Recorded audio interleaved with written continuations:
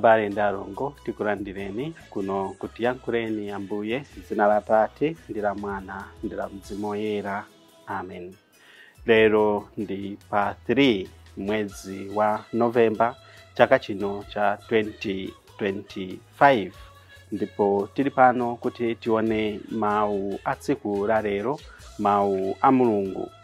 Mawu oyamba amachokera mkalata ya Paulo Oyera kwa Aroma mutu 11 nime ya 29 mpaka 36. Amene akutiwerengera mawu oyamba ndi Sister Esther Yohane Chadika kuchokera ku Lunta Television. Ndipo mtenga wabwino watu wa tsiku la lero, mtenga wabwino wochokera mtenga wabwino wa Luka mutu wa namba 14 nime ya 12 mpaka 14. Ndipo mulindine Father Norbert Kashija achipani cha Montfort Missionaries SMM, a station manager Lunta Television. Lero ndi lolemba la namba 31 panyengo ya pachaka, ndipo monga masiku onse tikamawerengesa bwino tikuona kuti tikuyandikira kumapeto kwa chaka cha Eklesia. Pangosala milungu yochepa kuti timalize chaka chino cha Eklesia ndi kuyambanso chaka cha New One. Mawu oyamba. Mawu ankalata ya Paulo Oyera kwa Aroma. Abale, Mulungu sasinthanso atayitana munthu ndi kumpatsa mphatso. Kale inu a mitundu ina simunkamvera Mulungu, koma tsopano Mulungu akukuchitirani chifundo chifukwa cha kusamvera kwa Ayuda. Momwemonso Ayuda tsopano samvera Mulungu, koma cholinga chake nchakuti iwonso adzalandire chifundo pa nthawi yake. Chifukwa cha chifundo mwalandira inuchi, Mulungu adasandutsa anthu onse akayidi akusamvera, kuti Iye athe kuchitira onse chifundo. Chuma cha Mulungu nchachikulu zedi. Nzeru zake ndi kudziwa kwake nzozama kwambiri. Ndani angamvetse maweruzidwe ake? Ndipo njira zake ndani angazitulukire? Ndipo monga mawu a Mulungu anenera kuti, ndani adayamba waperekapo kanthu kwa Mulungu, kuti Mulunguyo amubwezereko kanthu. Paja zinthu zonse nzochokera kwa Iye, nzolengedwa ndi Iye, ndipo zimalinga kwa Iye. Ulemerero ukhale wake mpaka muyaya. Amen. Mawu a Ambuye. Tithokoze Mulungu. Ambuye akhale nanu. Mawu a mtenga wabwino Oyera monga adalembera Luka. Ulemu kwa inu Ambuye. Pa nthawi yomweyo Yesu adawuzanso mfarisi uja amene adamuyitana kuzadya naye kuti, ukamakonza chakudya cha masana kapena cha madzulo, usamayitana abwenzi ako kapena abale ako kapena afuko lako kapena anzako achuma, chifukwa mwina iwonso azakuyitanako motero uzalandiratu mpoto yako. Koma iwe ukamakonza phwando uziyitana ambawi, osimpina, opunduka ndi akungu. Apo udzakhala wodala chifukwa iwo alibe kanthu koti nkukubwezera. Mulungu ndiye adzakubwezera pamene anthu olungama adzauka kwa kufa. Mtenga wa Ambuye. ulemu kwa inu Ambuye Yesu Kristu. Abale ndalongo, tamva bwino kuchokera mawu oyamba akalata ya Paulo oyera kwa Aroma kuti Mulungu anatichitira chifundo, kuti Mulungu anatiyesa ndipo adaona kuti ifeyo ndife oyenera kuachitira chifundo chifukwa chakusamvera kwathu komanso chifukwa chakusochera kwathu. Ndipo Paulo akuwuza Aroma kuti Mulungu adasandutsa Ayuda kuti asamvere pofuna kuti mukusamvera kwawo akokerenso anthu a mitundu ina ku ufumu wakumwamba komanso ku banja la ana ake. Ndipo idzi Mulungu anachita mwakufuna kwake. Palibe munthu amene adamukakamiza Mulungu, palibe munthu amene adamuuza kuti azitero ayi. Koma Mulungu mwakukoma mtima kwake, mwachifundo chake adachita zimenezi.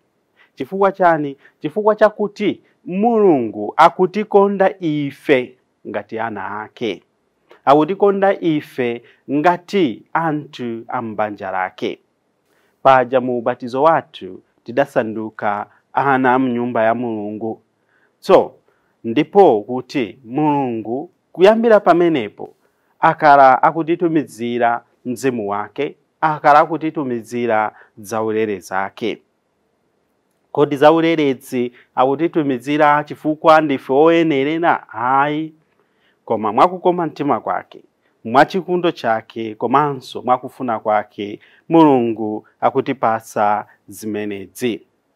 Ndipo mawu amtenga wabwino amene tawerenga kuchokera mtenga wabwino wa Luka, ino ndikuona kuti titengerepo phunziro.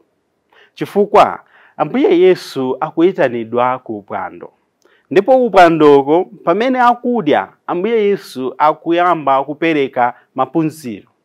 Akuphunzitsa mfarisi uja amene anamuyitana kuti iwe ukamakonza phwando usamangoyitana anzako, akubanja lako, abwenzi ako, chifukwa awa azakuyitana siku lina ndipo azakala kuti akubwedzerani. Koma uzitana anthu amene sangakubwedzere, ndiye kutero kuti mpoto yanu idzakala kumwamba.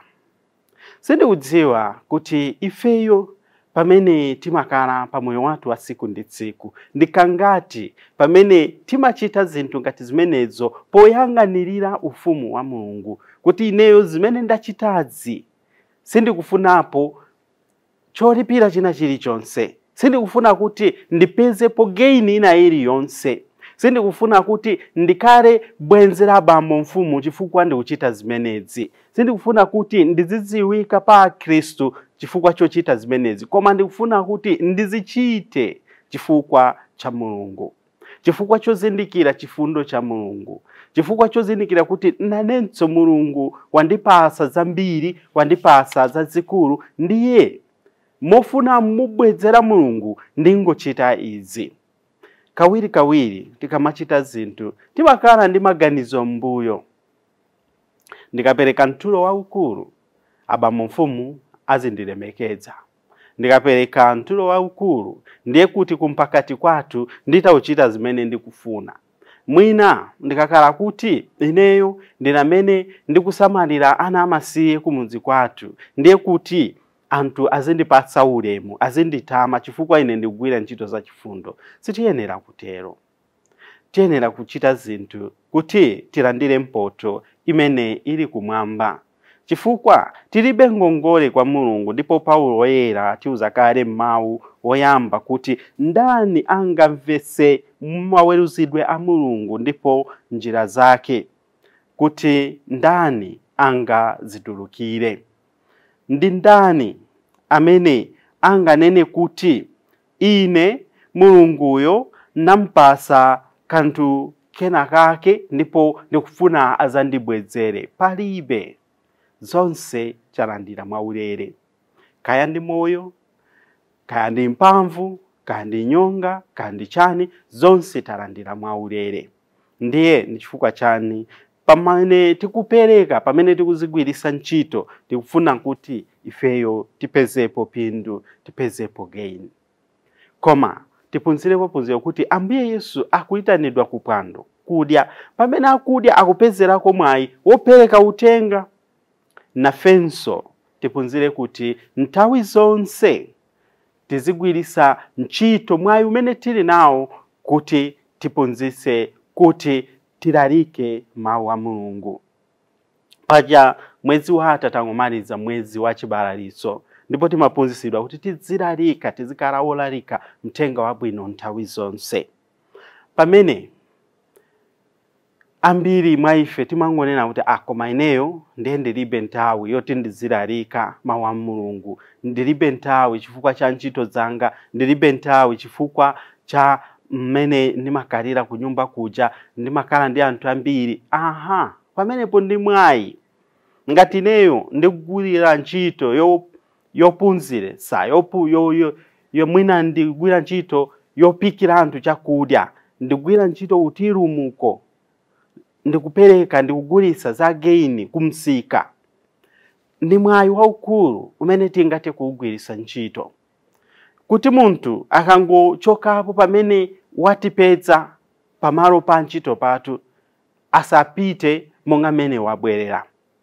Tipezerepo mwayi kuti mene timulandirire munthuyo, mawu athu, ntchito zathu zonse zionetse umulungu, zionetse ubale wathu ndi Mulungu. Pamenepo tizachita kunena kuti inde nthawi zonse pamalo paliponse tikulalikira utenga wa Mulungu monga mmene adachitira Ambuye Yesu. Sanangoti kuno atabwera kudya basi tizingokalira za kudyazo zinazo, koma anatengapo mwayi nkuphunzitsa.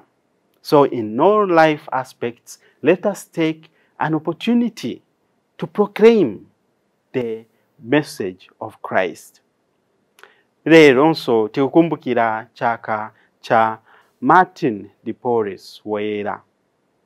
Martin iyo anabadwa mbanja la mixed race, kapena abambo ake anali wa chizungu wa Spain, amayi ake anali muntu wakuda amene anali atamasulidwa ku slavery kapena ku ukapolo, ndipo kusonyeza kuti anali wa chikaladi.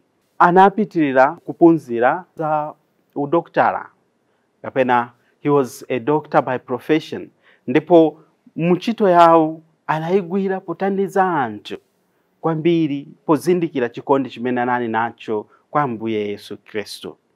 Ndipo Martiniyo ngakhale abanja lawo anayesesa kumuletsa, anakana nkulowa mchipani cha Dominicans, kumene anagwira ntchito zazikulu pothandiza makamaka anthu osauka zimene tamva mtenga wabwino. Kudzera mmoyo wake anthu ambiri analandira chithandizo. Kudzera mmoyo wake anthu ambiri anaona dzanja la Mulungu pa moyo wawo. Tiyeni tsiku la lero nafenso kumene tilili konse tikaleko dzanja la Mulungu, kuti wina wake azinena kuti koma ineyo ndaona dzanja la Mulungu tsiku la lero, ndaona ntchito za Mulungu tsiku la lero. Ponena izo akunena ntchito zimene ife tagwirira, osati kuti tizipanga kuti tizionekera, koma kuti inu ndi ine nthawi zonse tikale manja ndi mapazi a Ambuye Yesu pa dziko lapansi pano. Ambuye akhale nanu.